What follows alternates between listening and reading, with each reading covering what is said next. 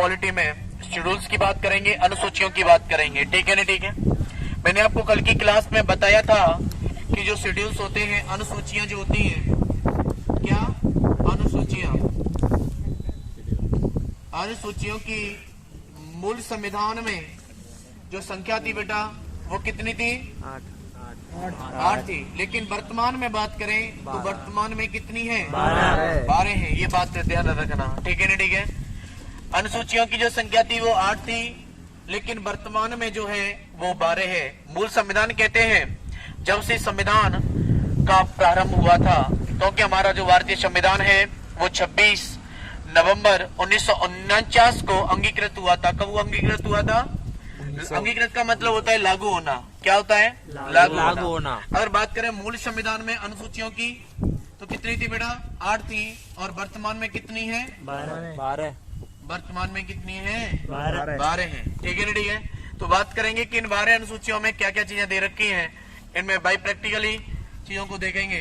देखिए, तो 12 अनुसूचियां हैं। पहले हम 8 अनुसूचियों की बात करेंगे। नंबर 1 की हम बात करें तो नंबर 1 में जो दे रखा है, भारतीय राज्य और केंद्र शासित प्रदेशों के बारे में दे रखा है। ठीक है ना? ठीक है। भारत एक राज्यों का संघ होगा और उस संघ में राज्य एवं केंद्र शासित प्रदेश दोनों का वर्णन किया गया है। ठीक है ना? ठीक है। राज्यों का भी वर्णन किया गया है और केंद्र शासित प्रदेशों का भी वर्णन किया गया है। क्लियर है? नहीं क्लियर है? और आपको पता होगा कि 2019 में किसको केंद्र शासित प्रदेश बना दिया गया है? जम्मू कश्मीर और लद्दाख को। ठीक है ना? ठीक है। 2 बना दिए गए थे, जम्मू कश्मीर और लद्दाख बना दिए गए थे। ठीक है। तो नंबर 1 की अगर मैं बात करता हूं तो इसमें राज्य एवं केंद्र शासित प्रदेश, राज्य एवं केंद्र शासित प्रदेशों के बारे में वर्णन किया गया है। केंद्र शासित प्रदेश पहली अनुसूची में। और तुम भी जानते हो सभी राज्य और सभी केंद्र शासित प्रदेशों की यहाँ पर बात की गई है। ठीक है। नंबर 2 की अगर मैं बात करता हूं तो नंबर 2 है, मैंने कल बताया था कि नंबर 2 जो है वेतन और भत्तों से संबंधित है।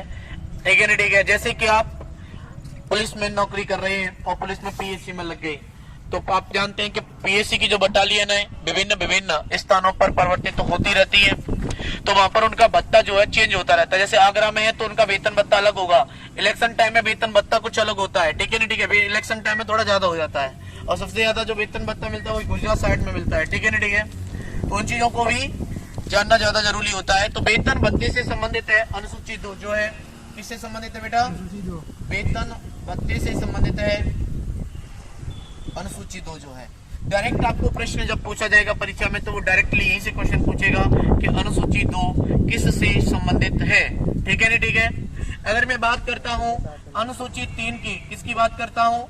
अनुसूची 3 की अगर मैं बात करता हूँ तो वो है शपथ से संबंधित। किससे संबंधित है? शपथ से संबंधित। अब तुम भी जानते हो कि शपथ हर कोई ले सकता है और शपथ एक आम नागरिक भी लेता है और एक सर्विसमैन भी लेता है, लेकिन यहाँ पर जो शपथ जो बताई गई है वो सभी के लिए वर्णित है। ठीक है ना? ठीक है। जैसे मान के चलिए ग्राम प्रधान होता है वो भी शपथ लेता है, और आपका राष्ट्रपति होता है, प्रधानमंत्री होता है, राज्यपाल होता है, मुख्यमंत्री होता है। तो विभिन्न पदाधिकारियों को यहाँ पर शपथ ग्रहण जो है, एक सेना का जवान होता है वो भी एक शपथ ग्रहण समारोह में शामिल होता है। होता है नहीं होता है? तो वही चीजें यहाँ पर वर्णित की गई है।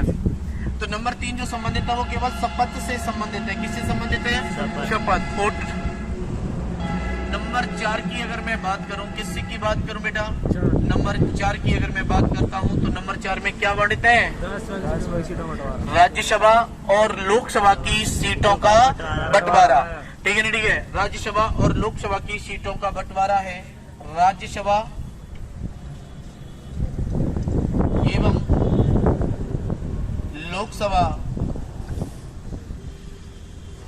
लोकसभा की सीटों का बंटवारा। ठीक है ना? ठीक है। अब एक बात बताइए, राज्यसभा की अपनी उत्तर प्रदेश के अंदर कितनी सीटें हैं और लोकसभा की अपने उत्तर प्रदेश के अंदर कितनी सीटें हैं? बताएगा कोई? तो अपने उत्तर प्रदेश के अंदर लोकसभा की जो सीटें हैं वो 80 हैं। कितनी हैं? 80 हैं। और राज्यसभा की सीटें कितनी है? 31। कितनी है? 31 सीटें हैं। 31 सीटें हैं। ध्यान रखना राज्यसभा की। और आप जानते हैं कि पॉपुलेशन के आधार पर, किसके आधार पर बेटा? पॉपुलेशन के आधार पर इन सीटों का वर्णन किया गया है। तो पॉपुलेशन जैसी होगी उसी हिसाब से राज्यसभा की सीटें होंगी, क्योंकि उत्तर प्रदेश के अंदर पॉपुलेशन सबसे हाईएस्ट है, आपको पता है, ठीक है ना, ठीक है। तो पॉपुलेशन के हिसाब से यहाँ पर लोकसभा और राज्यसभा की सीटें क्या है? सबसे ज्यादा है, ठीक है ना, ठीक है। अगर मैं बात करता हूँ नंबर 5 की, किसकी बात करता हूँ बेटा? नंबर 5 की अगर मैं बात करता हूँ तो नंबर 5 पर दे रखा है एससी और एसटी के क्षेत्रों का वर्णन। एससी एसटी के क्षेत्रों का वर्णन, क्षेत्रों का वर्णन। समझ में आ रहा है कि नहीं आ रहा है? कोई दिक्कत हो कैसे भी तो आप पूछ सकते हैं। तो नंबर 5 में दे रखा है एससी और एसटी के क्षेत्रों का वर्णन दिया गया है अनुसूची 5 में, शेड्यूल 5 में। नंबर 6 की अगर मैं बात करता हूं तो नंबर 6 में कुछ विशेष राज्यों के लिए, कुछ विशेष राज्यों के लिए, या फिर आप ऐसे समझ सकते हैं कुछ विशेष राज्यों के लिए, या फिर ऐसे समझना आपको कि कुछ विशेष राज्यों में एसटी और एसटी के क्षेत्रों के लिए कुछ खास प्रबंध किए गए हैं। जैसे उनमें राज्य जो शामिल किए गए हैं वो राज्य बेटा ATM², ऐसे समझेंगे, ये ट्रिक है, इसे याद कर सकते हैं। A फॉर होता है असम, क्या होता है बेटा? असम होता है। T फॉर होता है त्रिपुरा, क्या होता है बेटा? त्रिपुरा। और M फॉर होता है मिजोरम, क्या होता है? मिजोरम। और एक दूसरा M जो होता है वो M होता है मेघालय, ठीक है ना, ठीक है, मेघालय। तो ध्यान रखना, असम, त्रिपुरा, मिजोरम, मेघालय, इन क्षेत्रों के लिए एससी एसटी वाले लोगों के लिए कुछ खास प्रबंध किए गए हैं, ठीक है ना, ठीक है, कुछ खास प्रबंध किए गए हैं। लेकिन मैं आपको एक बात बता दूं कि ये जो क्षेत्र होते हैं, ये इन सेक्टरों में, इन क्षेत्रों में आपने देखा होगा कि बहुत लोग गरीब लोग पाए जाएंगे, ठीक है ना, ठीक है। और ज्यादातर ये इलाके जो होते हैं ये नक्सली इलाके या पहाड़ी इलाके बोल सकते हैं इनको, ठीक है ना, ठीक है। यहाँ पर फसल भी होती है तो फसल बर्बाद हो जाती है बाढ़ आने के कारण, तूफान आने के कारण। तो इनके लिए कुछ खास प्रबंध गवर्नमेंट करती है, ठीक है, उनकी हेल्प करती है एक तरीके से। खास प्रबंध का अर्थ यहाँ पर एक तरीके से सहायता करना होता है, ठीक है ना, ठीक है, समझ पा रहे हैं। अगर मैं बात करता हूँ बेटा शेड्यूल 7 की, किसकी? शेड्यूल 7 की बात करता हूँ, 7वीं अनुसूची की अगर मैं बात करता हूँ तो 7वीं अनुसूची में केंद्र एवं राज्य की शक्तियों का वर्णन किया गया है। किसका वर्णन किया गया है? केंद्र एवं राज्यों की शक्तियों का वर्णन किया गया है। केंद्र एवं राज्य की शक्तियों का वर्णन किया गया है। राज्य की शक्तियों का वर्णन किया गया है अनुसूची 7 में। अब मैं आपको बता दूं, केंद्र एवं राज्य की शक्तियों का वर्णन तो किया गया है, लेकिन वर्णन किस चीज पर किया जाएगा? तो इसमें सूचियां आ जाती हैं। सूची का मतलब होता है लिस्ट, क्या होती है? लिस्ट। तो इसमें सूची भी है, और सूची कितनी होती है? 3 सूची होती है बेटा। एक तो होती है राज्य सूची, एक होती है संघ सूची, एक होती है समवर्ती सूची, ठीक है, ठीक है। एक होती है राज्य सूची, एक होती है संघ सूची, एक होती है समवर्ती सूची। तो देखिए मैं आपको बता दूं कि जो राज्य सूची होती है उसमें जो विषय होते हैं वो 100 होते हैं, ठीक है, ठीक है। संघ सूची में 61 विषय हैं और समवर्ती सूची में 52 विषय होते हैं टोटल, ठीक है, ठीक है। तो ये विषयों का वर्णन है। और तुम भी जानते हो 1-2 विषय ऊपर नीचे होता रहता है हर बार, तो फिक्स तो आप जानते हैं कोई भी चीज है नहीं, वो भी भारत के अंदर कभी फिक्स हो सकती है क्या? नहीं हो सकती है। तो ऐसा कहना तो इम्पॉसिबल है कि ये चीज फिक्स है। तो 161-52 ऐसे याद रख सकते हैं विषयों को। और 7वीं अनुसूची में केंद्र एवं राज्य की शक्तियों का वर्णन है। जैसे मैं आपको बताना चाहूं, जैसे गवर्नमेंट स्कूलों में पढ़ाइयां होती हैं तो राज्य सरकार और केंद्र सरकार इसमें पैसा खर्च करती है। केंद्र सरकार भी पैसा खर्च करेगी और राज्य सरकार भी पैसा खर्च कर रही होगी। तो उसमें रेशियो होता है कि आपको 65 रुपए आप राज्य सरकार देगी तो 35 रुपए कौन देगा? केंद्र सरकार देगी। तो दोनों साझेदार हो गए कि नहीं हो गए? तो ये मतलब नहीं है कि कोई चीज गवर्नमेंट है उत्तर प्रदेश के अंदर तो उत्तर प्रदेश की सरकार उसका खर्चा उठा रही है, ऐसा कुछ नहीं है। उसमें केंद्र का भी बहुत ज्यादा पार्टिसिपेट होता है, ठीक है ना, ठीक है। ये बात आप ध्यान रखेंगे। अगर मैं बात करता हूँ बेटा 8वीं अनुसूची की, किसकी बात करता हूँ? 8वीं अनुसूची की अगर मैं बात करता हूँ तो 8वीं अनुसूची में जो वर्णन किया गया है वो भाषाओं का वर्णन किया गया है। किसका वर्णन किया गया है? भाषाओं का वर्णन किया गया है। और आप जानते हैं मूल संविधान में भाषाओं की जो संख्या थी वो थी 14, लेकिन वर्तमान में जो संख्या है वो कितनी है? 22 है। पहले कितनी थी? 14, लेकिन वर्तमान में कितनी है? 22 है। क्लियर है नहीं क्लियर है? तो एक बात बताओ मुझे छोटी सी आप, तो कितनी भाषाएं जोड़ी गई होंगी? 8 भाषाएं जोड़ी गई होंगी। कितनी? 8। एक प्रश्न पूछा गया था, अभी मैं आपको बता दूं, एनटीपीसी के पेपर में, और वो प्रश्न था कि ऐसी कौन सी भाषा है, ऐसी कौन सी भाषा है जिसको लोग बोल रहे हैं लेकिन वो भाषा प्रतिवर्ष क्या होती जा रही है? कम होती जा रही है। अब आप बताइए ऐसी कौन सी भाषा है जिसे लोग बोल रहे हैं लेकिन कम बोली जा रही है, बहुत उसका महत्व तो बहुत कम होता जा रहा है। तो एक संस्कृत एक ऐसी भाषा है जिसका महत्व तो प्रतिदिन कम होता जा रहा है। लेकिन आपने देखो, आप भी एक संस्कृत भाषा से दूसरी भाषा से डिनोट करते हैं या बिलोंग करते हैं, तो आप संस्कृत बोलते हैं क्या? नहीं बोलते हैं, क्योंकि आप जानते नहीं है। बोलोगे तो तब जानोगे। बस 1-2 वर्ड आपने याद कर लिया, अहम गच्छामि, अहम फलानी, अहम फलामी गिरंती, गच्छन्ति, फलंती, ऐसे याद कर लिया तो वो संस्कृत नहीं है, सीखना नहीं है, लेकिन प्योरली बोलना। ठीक है ना? ठीक है। जैसे आप काशी सेक्टर में जाओगे, काशी क्षेत्र में जाओगे, तो वहां पर जाकर आपको पता चलेगा संस्कृत का कितना महत्व होता है। ठीक है ना? ठीक है। चलिए, तो इसमें 8 भाषाएं नहीं जोड़ी गई, तो वो नई भाषा क्या थी, तो उनका वर्णन हम इधर कर रहे होंगे। ठीक है ना? ठीक है। तो इसे थोड़ा सा यहाँ से साफ कर देते हैं और यहाँ पर वर्णन करेंगे। ठीक है ना? ठीक है। देखिए,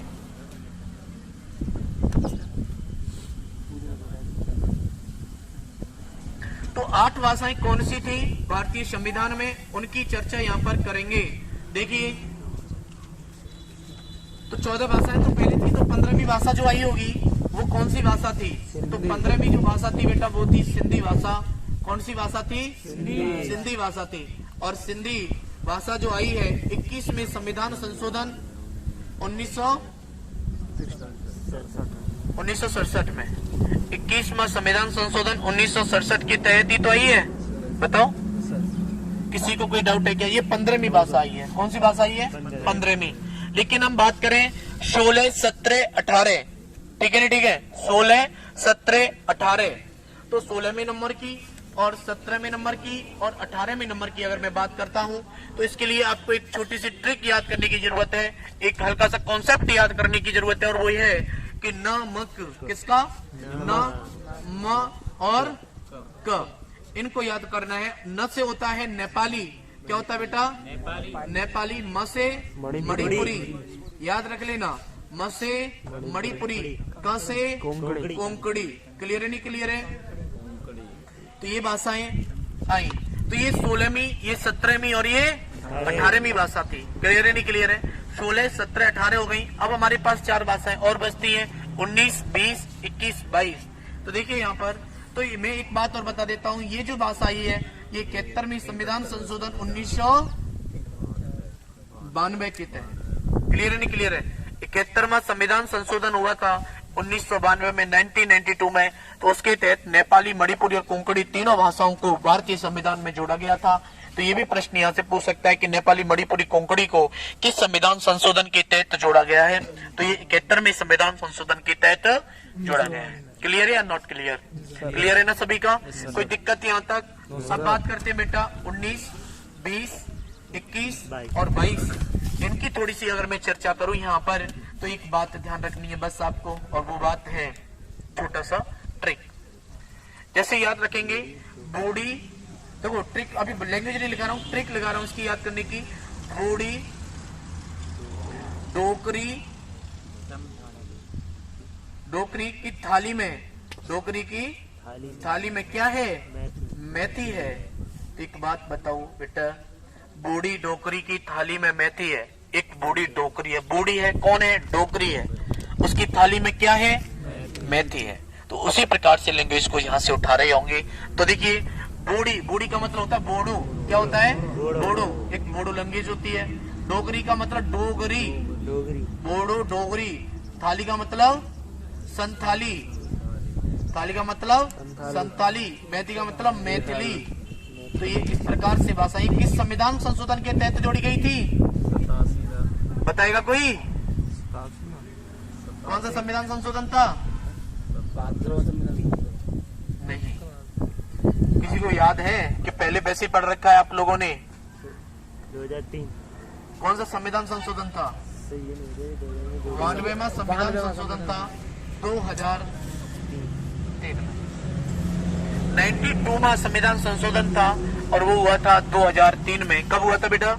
2003 में हुआ था। तो उस संविधान संशोधन के तहत इसे जोड़ा गया था। ठीक है? नहीं ठीक है? तो देखिए, तो यहाँ पर आपकी 8 भाषा हो जाती है, जैसे कि निम्न उसका क्रम है। 15वीं सिंधी भाषा है, 21वीं संविधान संशोधन 1967 के तहत जोड़ी गई थी, और यहाँ पर 16वीं भाषा और 17वीं और 18वीं को एक ही साथ जोड़ा गया था। न से नेपाली, म से मणिपुरी, क से कोंकणी। और 19वीं, 20वीं, 21वीं और 22वीं भाषा है बोडो, डोगरी, संथाली, मैथिली। इसको याद करने की ट्रिक है कि बूढ़ी डोगरी की थाली में क्या थी? मेथी थी। तो आप इस ट्रिक के साथ इसे याद रख सकते हैं। क्लियर या नॉट क्लियर? समझ में आ रहा है कि नहीं आ रहा है? आ रहा है ना? तो इस प्रकार से आप इसे याद रख सकते हैं। तो आगे चलते हैं। आगे 9वीं, 10वीं और 11वीं और 12वीं शेड्यूल्स के बारे में बात करेंगे। चलिए साफ कर दें बेटा, यहाँ से लिख लीजिए जिनको लिखना है। फिर आगे चलेंगे और आगे बात करेंगे जो भारतीय संविधान में 4 नई अनुसूचियां जोड़ी गई, और जो अनुसूचियां थी वो थी 9वीं, 10वीं, 11वीं और 12वीं। इन चारों अनुसूचियों की चर्चा यहाँ पर कर रहे होंगे। ठीक है ना? ठीक है, ध्यान रखना। चलिए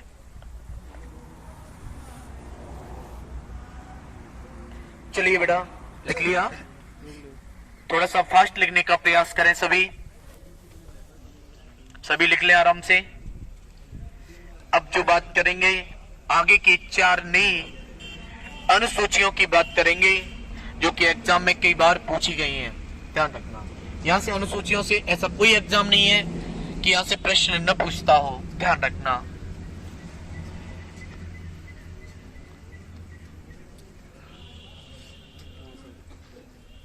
हो गया? चलिए साफ कर दें। देखिए बेटा, सभी को याद हो जानी चाहिए। ध्यान रखना, पूछूंगा जब बताऊंगा फिर। देखिए बेटा, अब बात करते हैं 9वीं अनुसूची की। तो 9वीं अनुसूची जो है ये प्रथम संविधान संशोधन। देखिए इसमें इंपोर्टेंट क्या क्या रहेगा, ये कब जोड़ी गई? 9वीं अनुसूची भारतीय संविधान में कब जोड़ी गई थी? तो प्रथम संविधान संशोधन 1951 में। तो प्रथम संविधान संशोधन हुआ था, प्रथम संविधान संशोधन हुआ था 1951 में। ठीक है ना? ठीक है, तो संविधान संशोधन 1951 में जोड़ी गई थी। इसके अंतर्गत है क्या? इसके अंतर्गत जो दे रखा है वो भूमि सुधार। किससे संबंधित है ये? तो भूमि सुधार से संबंधित है बेटा। किससे संबंधित है? भूमि सुधार से संबंधित है।